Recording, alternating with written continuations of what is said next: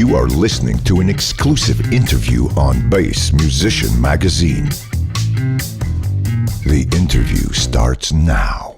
Hey everybody, this is Raul for Bass Musician Magazine, and today we have the great honor and pleasure of chatting with bassist and human Swiss Army knife, Michel Laredo, also known as the Momo.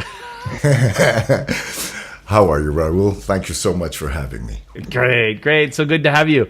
So getting started, I know many of you have been noticing that Momo has been involved with Bass Musician Magazine in different levels of capacity.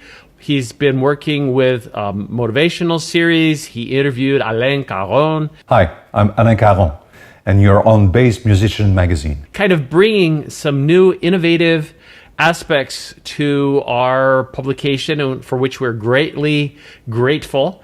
And with that, we thought it would be great for you to get to know Momo a lot better, and in the process, we'll get to know Momo a lot better too. So Momo, kind of starting from the beginning, tell us a little bit about your bass journey. How did you get started?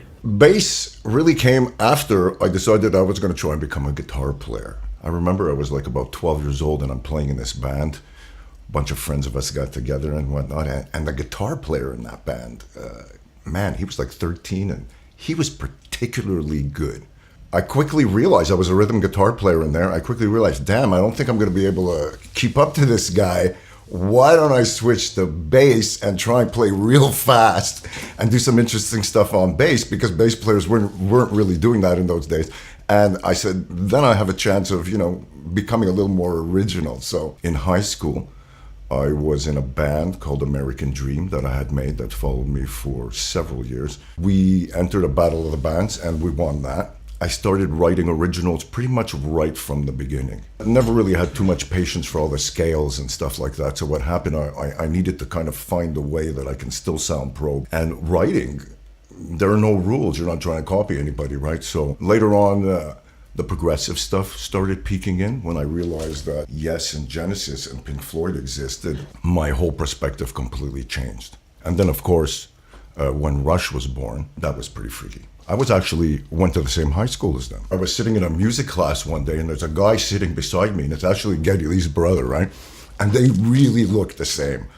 So I remember looking at the guy and saying, I don't want to blow your mind, but you really look like Geddy Lee. And the guy looks at me and he says, yeah, that's because I'm his brother. And I thought he was pulling my leg, but it was true.